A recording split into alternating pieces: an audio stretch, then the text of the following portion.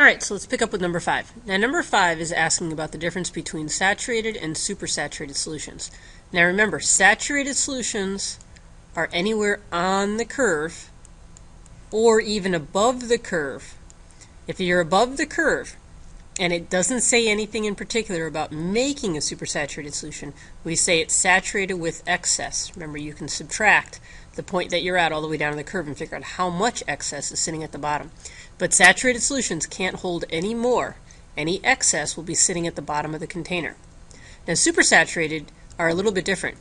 If somebody's talking about supersaturated solutions, it is a point above the curve, but you have to be told that there's no visible crystals, or that a substance was dumped into a container, there was excess, it was heated above, or to a point actually under the curve, so it's above a temperature at which it'll all dissolve. So maybe heat it all the way up to here, get it all dissolved, then cool it back down slowly.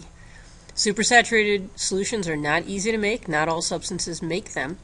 A lot of times, and just like you did in the lab, when you cool it back down and you hit that curve, crystals start forming. They start falling out of solution. Some substances, in some instances, if you cool it slow enough, then you can keep it dissolved all the way back to the original temperature, and the excess will stay in solution. But if somebody's referring to supersaturated solutions, there's a lot to it. If somebody just says there's a point above the curve, what kind of solution is it? You'll probably say it's saturated with excess. It's only if they describe all of this or tell you that there's no visible crystals, yet you notice that it's still above the curve and you expect to see visible crystals. The difference between the point and the curve. You expect to see them, but if somebody says there's no visible crystals and they explain that it's been heated up, cooled back down, and so forth, then you decide it's supersaturated. Okay? Alright, let's use the solubility curves to answer these questions. Let's not forget about units here. It says how many grams of NaNO3 can be dissolved in 100 grams of water at 18 degrees Celsius. So let's take a look at that diagram. Alright, so let's find NaNO3. And it says it's dissolved in 100 grams of water. So that means I can use the curve just as is. I don't have to worry about doing anything fancy. So I got 100 grams of water. I'm looking at NaNO3, and it says at 18 degrees Celsius. So you go find 18 degrees, which is right around here. Follow it all the way up. And because it says how much in 100 grams of water, I can use this answer just as is. I don't need to do any ratios.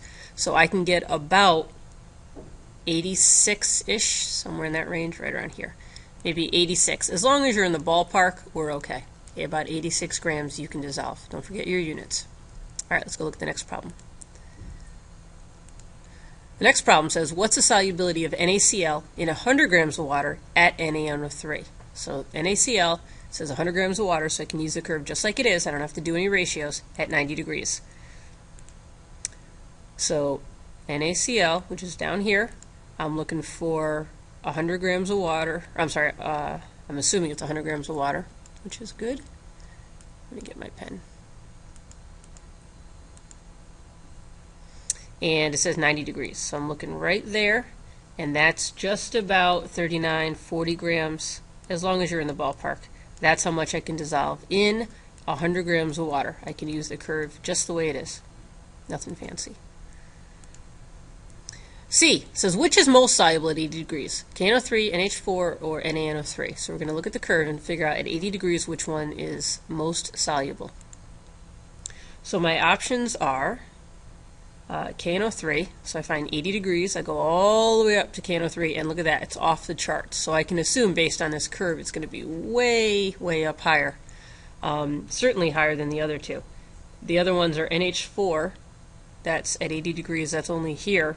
And then NaNO3, which is here. So it looks like KNO3 would be most soluble. So KNO3 for that one. D. Imagine 50 grams of KCl are poured into 100 grams of water at 10 degrees. What mass of KCl will not dissolve and remain on the bottom? So let's figure out what's going to be stuck at the bottom.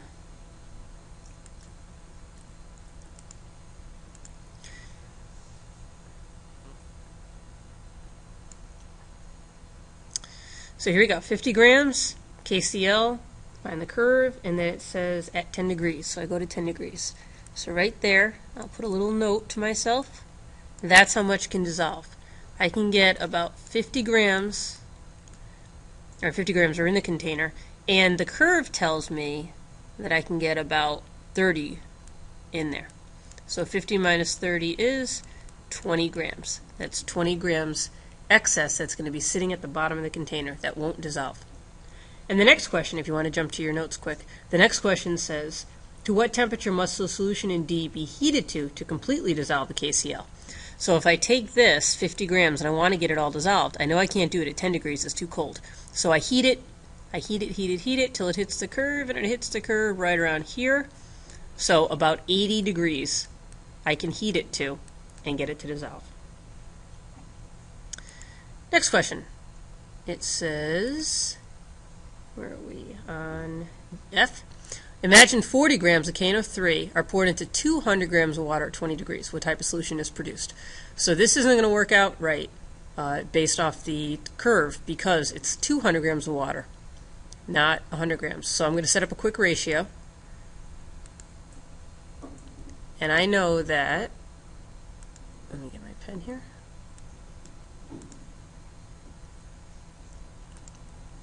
I know that if I have 40 grams in 200 grams of water, that's going to be equal to X grams in 100 grams of water. And you can do that ratio easily, and you realize X equals 20. So now it says, to what temperature must, imagine 20 grams at 100 grams of water at 20 degrees. So let's find 20 grams at 20 degrees. So right over here, let's put a little mark. Actually, here, let's delete all the ink. All right, here we go. That's better. 20 grams, 20 degrees. Put a little mark right there. And then it says what type of solution? It's under the curve because the substance that we're looking for is KNO3. KNO3's curve is right there. So we're under the curve. This is an unsaturated solution.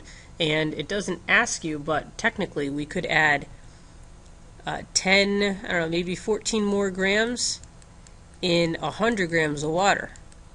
Or, if we're dealing with the scenario, it says 200 grams, double that. That's 28 more grams could be added if we wanted to make a saturated solution. But this is definitely an unsaturated solution.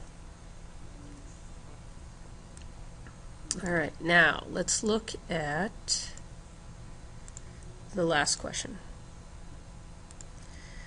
What type of solution is created if 40 grams are dumped into 50 grams of water at 60 degrees? So we have 40 grams and 50 grams of water. So again, we have to create a ratio. We can't just use the curve the way it is. So here's my ratio.